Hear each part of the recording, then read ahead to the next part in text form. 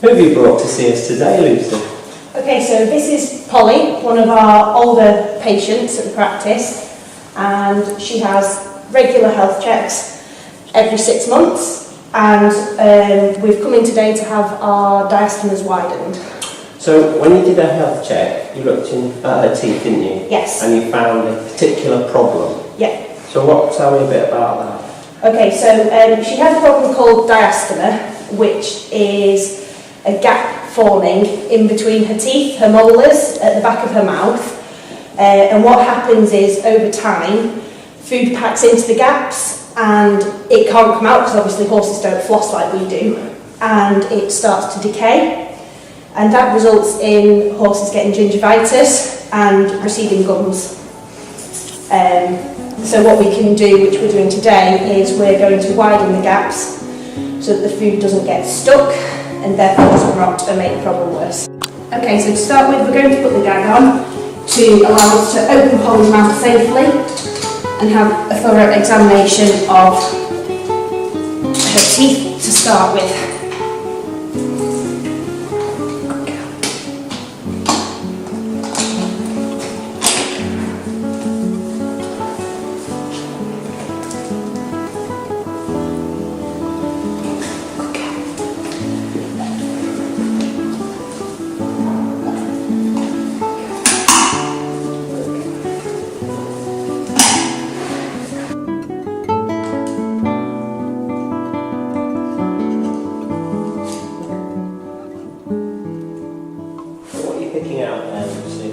Okay, so that is an example of all the sort of food matter that gets stuck in these gaps, and these are quite fresh because we've recently flushed out Polly's gaps, so it hasn't started decaying, but if you smell it, it does smell quite potent. Right, so people could sometimes get a smelly breath off them. Yes, from that sort of it's quite often the presenting complaints that you get from clients with horses with this problem. Now it looks like you're flushing with a high pressure water pick, Lucy? Yes, so this is basically like flossing for horses. So the high pressure pick blasts the water into the gap in between the teeth, so that any food material that hasn't been removed by the hand pick is removed from the gaps and leaves a cleaner gum line. Okay, so now that we've cleaned out the food from between the teeth, I'm going to use the dental mirror to examine the gaps.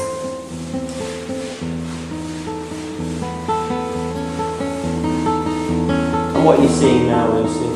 So what I'm able to see now that the food material is gone is how much disease has occurred at the gum line and how big or small the gaps are in between each molar pair. So now Lucy is using an oral endoscope to look in Polly's mouth.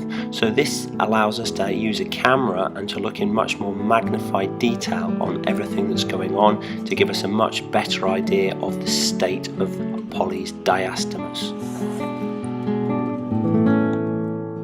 So this is an inside view of Polly's teeth. So you can see that there's a gap here between her first two teeth, and there's food that has been getting stuck, causing the gums to be very, very red and irritated. There's 6 teeth in a row, and you can see there's a very, very large ulcer here between these 2 back teeth, and that would be very painful and causing some very active gum disease there. Now towards the back of her mouth, she's got a much smaller gap where food is still getting stuck, and it's really getting wedged in that area, and this is the one that we're going to look to widen.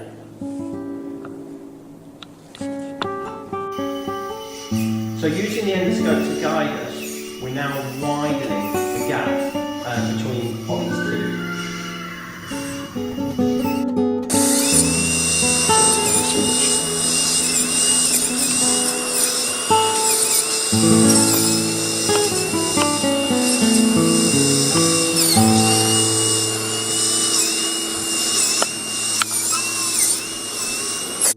Okay, so we're doing the final flush now after widening those gaps, and just cleaning out any of the residual bits of food that were right at the bottom, and then we're going to put a bit of packing in to fill in the holes and hopefully allow that inflamed gum settle down.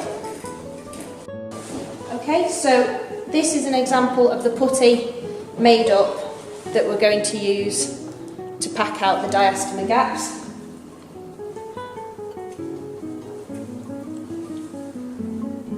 Okay, so we had Polly back in today to double check how her diastemas are doing after being widened and packed.